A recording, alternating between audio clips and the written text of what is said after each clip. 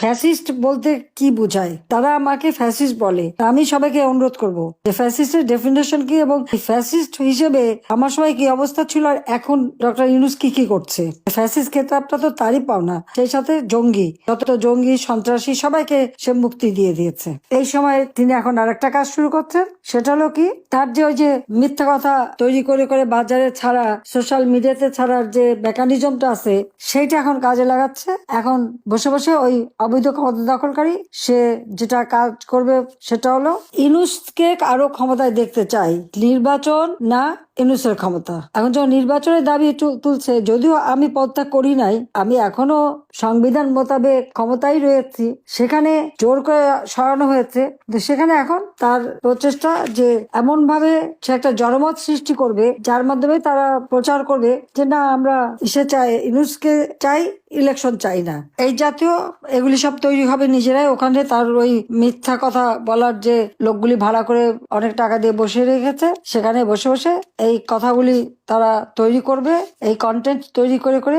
সব জায়গায় ছাড়বে যে না, যাতে তার আর ক্ষমতা থেকে যাওয়া না লাগে। এটাই হচ্ছে তার এখন সর্বশেষ প্রচেষ্টা, সে এভাবেই চালাচ্ছে। তার জন্য হাজার হাজার কোটি টাকাও সে খরচ করছে, কারণ বাংলাদেশের প্রত্যন্ত অঞ্চলে সে এক একজন করে তার এজেন্ট লাগিয়ে রেখেছে। সে তাদের এই লোকজন দিয়ে যেটা করা হচ্ছে যে তার ওই মিডিয়ার মাধ্যমে সে এখন এটাই প্রচার করবে যে না, ইউনূস খুব ভালো কাজ করছে, এখন আর তাকেই রাখতে হবে, তাকে 5 বছর রাখতে হবে। ইউনূসকে নাকি তারা প্রধানমন্ত্রী হিসেবে রাখতে চায়, তাকে নাকি রাষ্ট্রপতি হিসেবে রাখতে চায়। এই ধরনের নানা প্রচারণা চালানোর জন্য সে নিজেই মিটিং করে একটা এই ধরনের একটা বুদ্ধি পরামর্শ দিয়ে তার লোকদের ছেড়ে দিয়েছে যে তাদেরকে দিয়ে এখন এই ধরনের প্রচার আপনারা 2-4 দিনের মধ্যেই দেখতে পারবেন যে এই প্রচার শুরু হয়ে গেছে যে না, এখন ইউনূস থাকবে, ইউনূস না থাকলে নাকি কিছু হবে না, দেশ নাকি এখন উন্নতি হবে না। কি উন্নতি করেছে? হলি আর্টিজেনে যারা সেখানে সন্ত্রাসী জঙ্গি কাজ করলো সেটাকে আমরা দমন করলাম এবং তাদের খুঁজে বের করে সাজা দিলাম, তারা মুক্ত। সেখানে যে 29 জন মানুষ মারা গেল, এটার কি জবাব দেবে সে?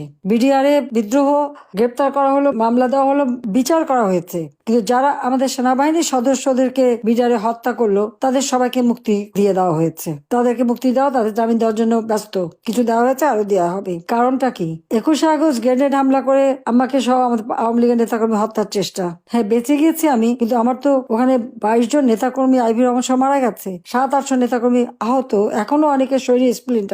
এই ঘটনায় যারা সাজা পেয়েছ তারাও মুক্ত, এবং যারা খুনি, সন্ত্রাসী, জঙ্গি, 500 জায়গায় বোমা হামলা, সেই বাংলা ভাই থেকে শুরু করে সব যাদেরকে সেই সমস্ত জঙ্গি তো আমি দমন করেছিলাম, তারা সাজাপ্রাপ্ত আসামি ছিল, সবাইকে মুক্ত করে দিয়ে যত মামলা হচ্ছে আওয়ামী লীগের নেতা কর্মী, 14 দলের নেতা কর্মী তাদের বিরুদ্ধে, মুক্তিযোদ্ধাদের বিরুদ্ধে যত খুনের মামলা আমাদের বিরুদ্ধে দেওয়া হয়েছে, তা আমার তো মনে হয় ইউনূস সাহেব মামলা দেওয়াতে আমরা তো প্রায় 60-70 হাজার আওয়ামী লীগ নেতা কর্মীর বিরুদ্ধে মামলা, এবং আসামি যদি আমরা ধরি এজাহারভুক্ত আর অজ্ঞাতনা মাথা থেকে 4-5 তো হবে আসামি। তো এটা আবার অবশ্যই ইউনূস সাহেব একটা রেকর্ড করে ফেলেছে আমার মনে হয়। জানি না এর জন্য আবার নতুন কোনো পুরস্কার পাবে কিনা। এই জঙ্গি, খুনি, সন্ত্রাসী, দুর্নীতিবাজ এদেরকে ছেড়ে দেওয়া আর একটা দলের নেতা কর্মীকে দিয়ে সব জেলখানা ভরে ফেলা, এটাই তার কাজ, এটাই সে করে যাচ্ছে। এবং শুধু তাই না, আমরা যদি ইউনূস সাহেবের কর্মকাণ্ডটা একটু হিসাব করে দেখি, কি কাজটা তার কি করেছে সে পর্যন্ত, দেশের জন্য কি করেছে, নিজের জন্য কি করেছে,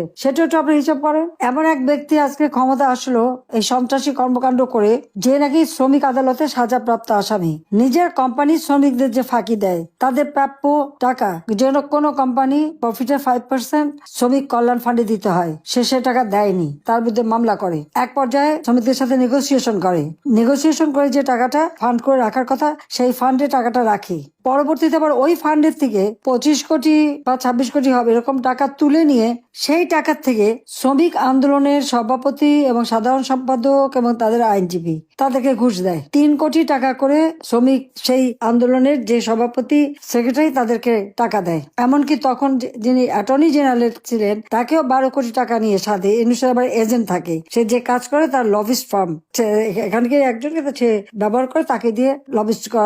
যখন অ্যাটর্নি জেনারেল কাছে গেল, সে তো অস্বীকার করলো, এবং তারপরে তিনি অস্বীকার করার পরে তো এই কথাটা বেরোলো যে কিভাবে ঘুষ সে দিয়ে গেছে। এবং শ্রমিক আদালতে